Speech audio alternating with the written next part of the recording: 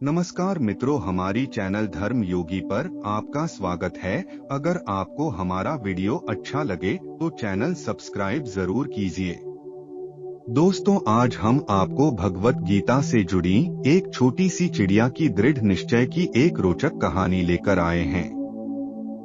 Friends, बहुत समय पहले की बात है। एक छोटी सी गौरैया समुद्र के किनारे एक गड्ढे में घोंसला बनाकर रहती थी। वहां उस गौरैया ने अपने घोंसले में 2 अंडे दिए।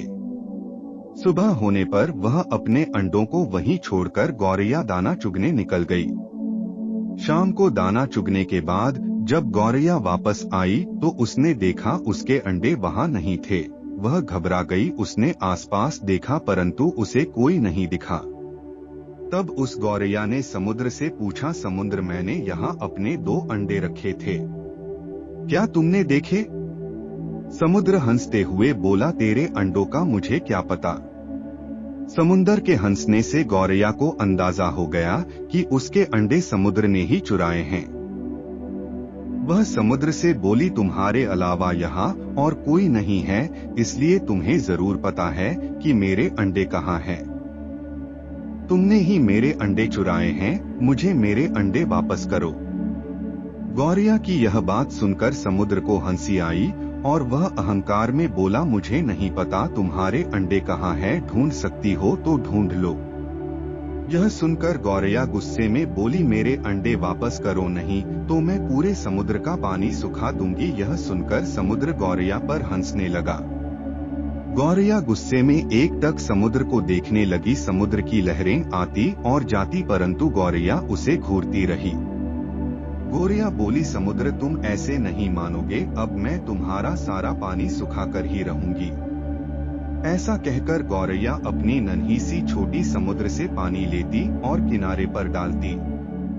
इस तरह करते करते उसे सुबह से शाम हो गई। शाम के समय अन्य पक्षी उसे देखने आई और बोली, गौरैया, आज तुम दाना चुगने क्यों नहीं आई? परंतु गौरैया तो गुस्से में कुछ नहीं बोली, बस अपनी सोच में समुद्र से पानी लेती और किनारे पर डाल देती। सभी पक्षियों ने उसे बहुत समझाया कि यह कार्य असंभव है, समुद्र का पानी कौन सूखा सकता है। लेकिन गौरैया बोली, मैंने प्रण किया है, मैं इस समुद्र का पानी सुखाकर ही रहूंगी, जिससे मुझे मेरे अंडे वापस मिल जाएंगे। गौरैया ऐसे दृढ़ निश्चय के साथ अपने कार्य में लगी रही। जब वह थक जाती तब वह थोड़ी देर रुक जाती और फिर अपने कार्य में लग जाती। यह सिलसिला 3 से 4 दिनों तक चलता रहा और गौरैया का स्वास्थ्य धीरे धीरे गिरने लगा। यह देखकर सभी प्राणी पशु पक्षी हैरान थे। सबको उसकी चिंता होने लगी।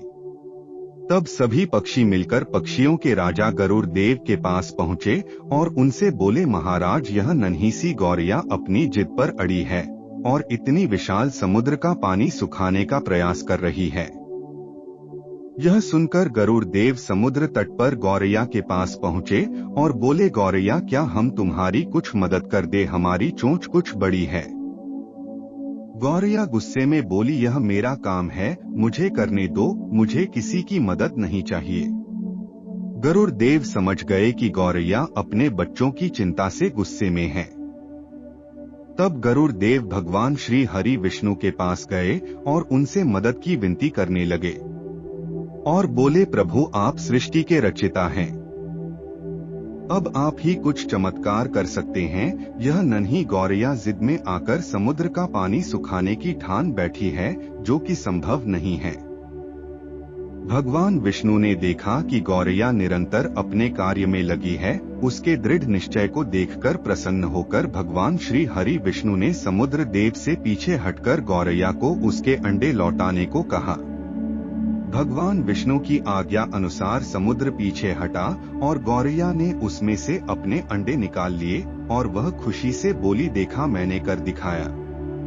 दोस्तों, इस कहानी से हमें यह शिक्षा मिलती है कि कोई भी कार्य छोटा या बड़ा नहीं होता। यदि दृढ़ निश्चय कर लें तो असंभव कार्य भी ईश्वर की मदद से पूर्ण होता है।